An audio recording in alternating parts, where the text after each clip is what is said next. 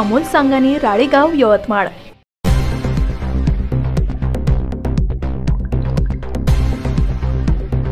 भरधाव कंटेनर चालकाने ट्रकला मागावून धडक दिल्याने या अपघातात कंटेनर चालक गंभीर जखमी झाल्याची घटना आज दिनांक 17 डिसेंबर रोजी सकाळी 7 वाजताच्या दरम्यान राष्ट्रीय महामार्ग क्रमांक 44 वरील वडकी येथील सैनिक धाब्यासमोर घडली।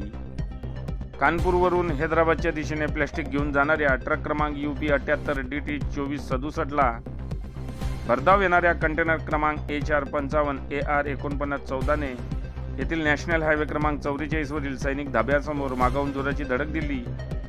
या अपघातात कंटेनर चालक साहिल खान वय 25 वर्ष राहणार मेवात हरियाणा याचे दोन्ही पाय कॅबिनमध्ये फसले होते। तेव्हा घटनास्थळावर वडकी पोलीस व NHAIच्या कर्मचाऱ्यांनी लगेच धाव घेत कॅबिनमध्ये फसून असलेल्या कंटेनर चालकाला मोठ्या शिताफीतीने बाहेर काढले। यावेळी चालक साहिल खान याच्या एका पायाला गंभीर दुखापत झाली असून त्याला तात्काळ करंजी येथील ग्रामीण रुग्णालयात हलविण्यात आले आहे। यावेळी महामार्गावर वाहतूक ठप्प झाली होती। या घटनेचा पुढील तपास ठाणेदार सुखदेव बोरकडे यांचे मार्गदर्शनात वडकी पोलीस स्टेशन करीत आहे।